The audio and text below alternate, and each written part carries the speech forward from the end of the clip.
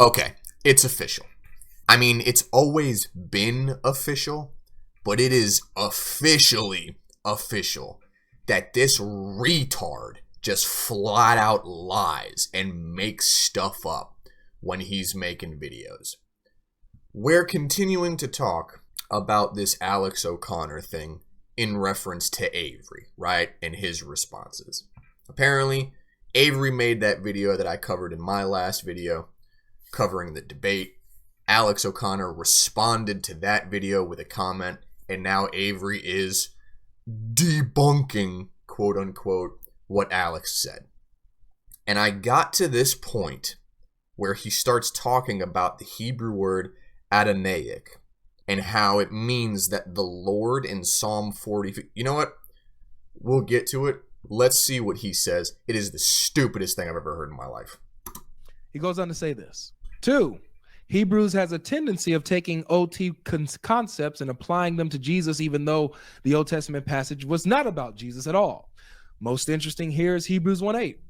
But about the Son he says, your throne, O God, will last forever and ever. A scepter of justice will be the scepter of your kingdom. This quotes Psalm 45, in which the title God is given human king who is getting married. A footnote in the NIV for "O God" here says, here the king is addressed as God's representative, which is really interesting in the context of this debate. Okay, so firstly, in Psalm 45, the king is not called God. That is a mistranslation. It should just say, God is your throne. But for whatever reason, because they want to mean that the Father is calling the Son God in Hebrews, they change it to say, your throne, O God. That's not the translation. God is your throne is more accurate. They would have never, in the Old Testament, referred to a human as God, except for when God does it himself to Moses, where he's saying, I will make you God to Pharaoh. Completely different context. Psalmists would have never referred to a human as God.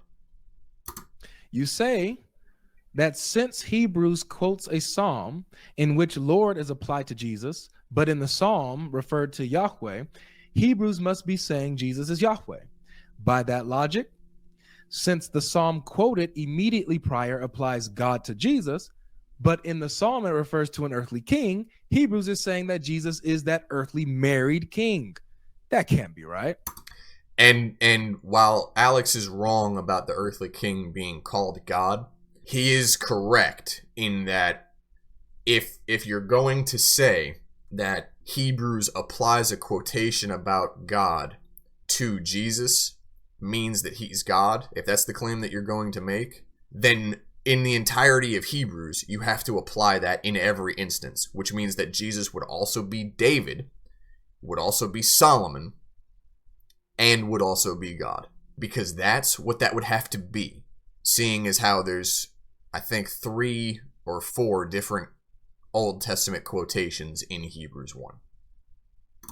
I just have to say, if you think, Alex, that Psalm 45 is talking about just some mere earthly king, some mere human earthly king who's married, my guy, you are missing the mark here.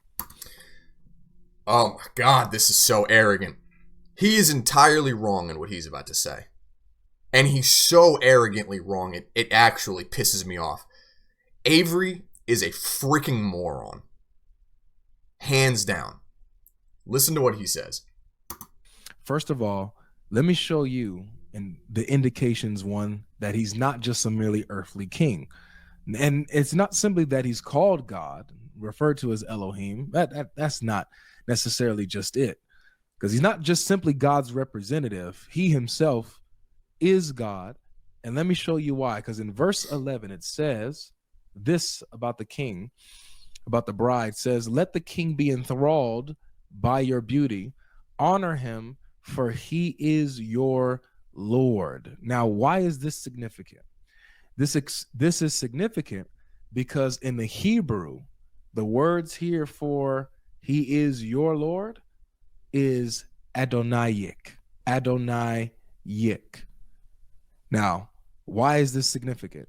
Because this happens only once. This shows up only one other place, and that is in Isaiah chapter 51, verse 22. Okay, so before we get to Isaiah, right? He's about to make a connection between Psalm 45 and Isaiah 51:22 about this word right here, Adonai. Where did it go? 11. Okay. So the king will greatly desire your beauty because he is your Lord, right? The king is your Lord, and it says adonaic. All right? And so let's listen to the connection that he's going to try and make, and then I'll show to you why it's the stupidest thing I've ever heard in my life. And this phrase is used. It says, thus says adonaic, your Lord, Yahweh, your God. This is the only time this word is used to refer to someone. Elsewhere, it's Yahweh, God, the Lord, and it's used for this king described in Psalm 45. Okay, so what he's saying is adonaic only occurs twice in the entire Old Testament, which is true. So he's saying that because it's used in reference to God in Isaiah 51:22, thus says adonaic Yahweh, right? Because this is the only other occurrence of this word, adonaic, that the king in Psalm 45 must also be God because it uses the same word, adonaic, and because that's the only two occurrences of that word in the Bible. This dude is a dumbass. He's referencing Hebrew stuff that he has no business talking about, okay? Let me show you something. This is a section taken from The Basics of Biblical Hebrew by Gary D. Pratico and Miles Van Pelt from Bill Mounts. You can find this at hebrew.billmounts.com, and then you can look through this, okay? The yik, right? Adonaic, that part is called a pronominal suffix, all right? The root word for this, let's get to the root word.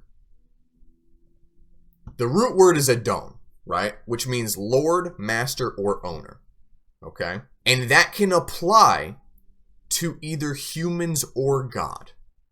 It can apply to both. See, right here. From an unused root word meaning to rule, sovereign, controller, human or divine, Lord, master, owner. All right? So this root word, adon, can apply to either humans or God. And that's where they get Adonai, right? Okay. We have that down. Let's go back to the pronominal suffix.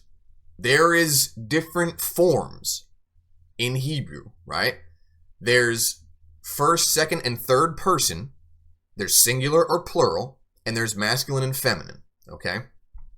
The ik at the end of this is the pronominal suffix for when the form is second person feminine singular, okay? And you can even see that right here.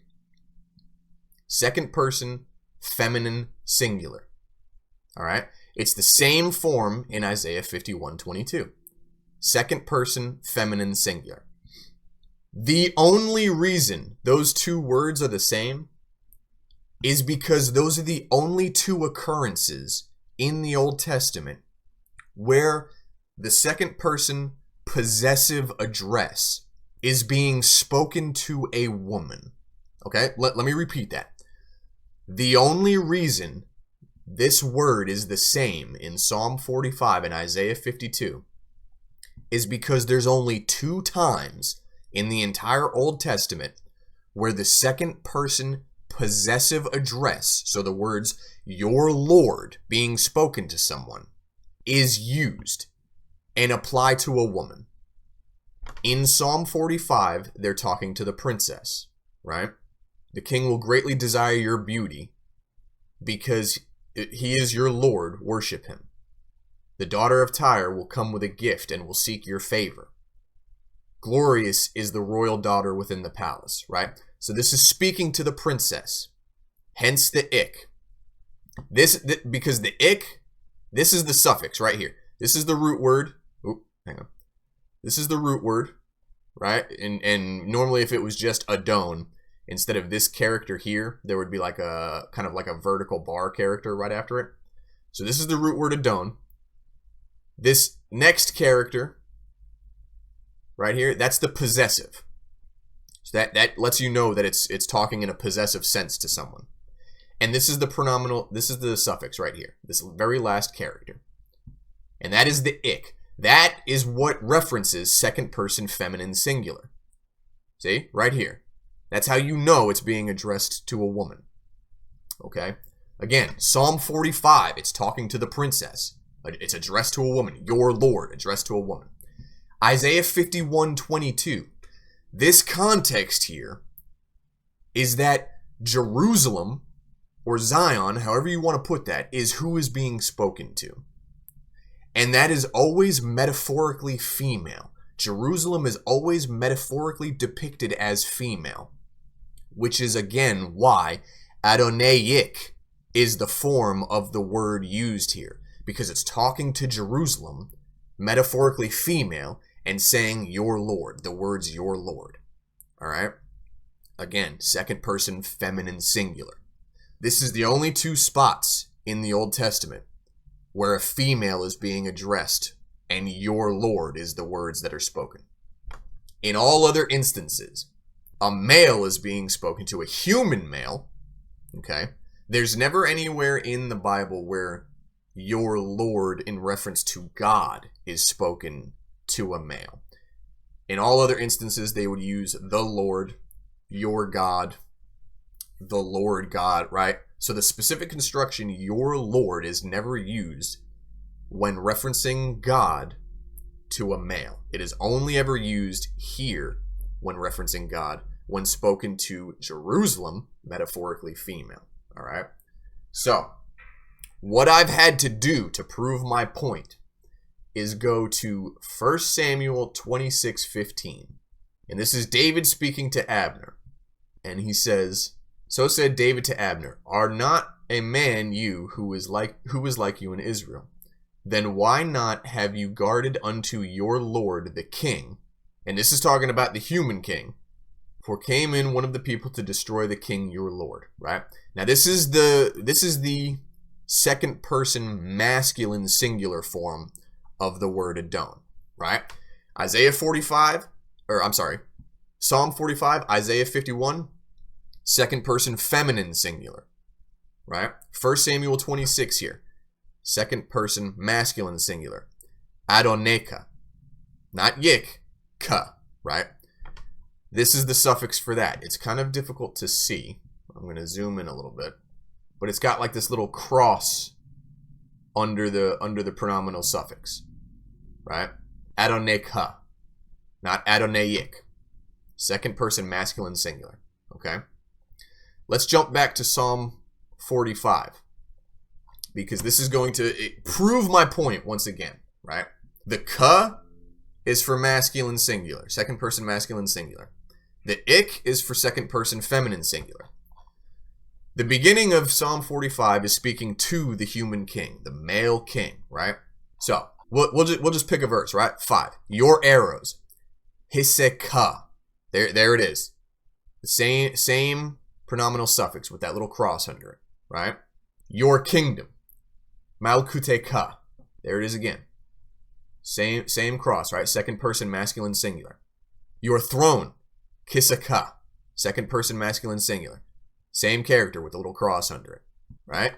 Again, has anointed you, second person masculine singular, ka at the end of it. Your God, Eloheka.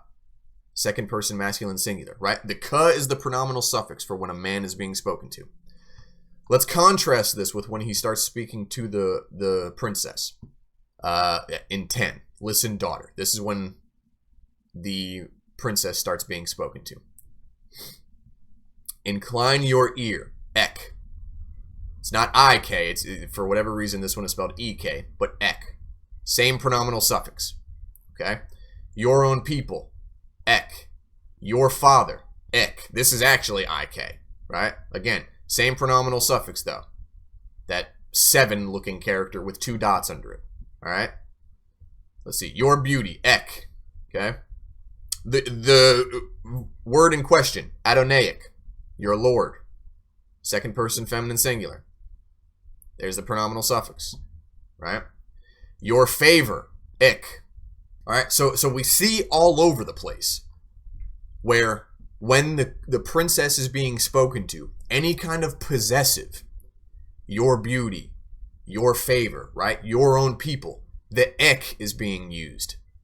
That final character is the pronominal suffix, that seven looking character with the two dots. Okay, back to this. Second person feminine singular. That's what it looks like, right?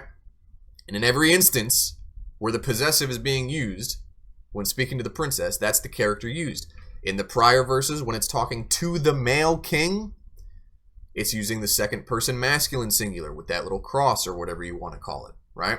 Again, the only reason Psalm 45 and Isaiah 52 both have the ik, that same last character, where was it? 11. Your Lord, right? Adonaic, is because a female subject is being spoken to. So what I did to prove my point even further, I took this sentence right here. Why not have you guarded unto your Lord? But instead of the king, I changed it to Yahweh, right? So it would be your Lord Yahweh. I took this sentence construction and I plugged it in to a translator. So I wrote, son, why not have you guarded unto your Lord Yahweh, right? So we know from this sentence construction that it's addressing a male and it's referencing your Lord and clarifying with the God of Israel, Yahweh, right? So we know that this sentence construction would be the same as Isaiah 51, just if a male was being spoken to instead of a female. And this is what it came up with. I'm going to have to zoom in on this so you guys can see it. Ben, that's son.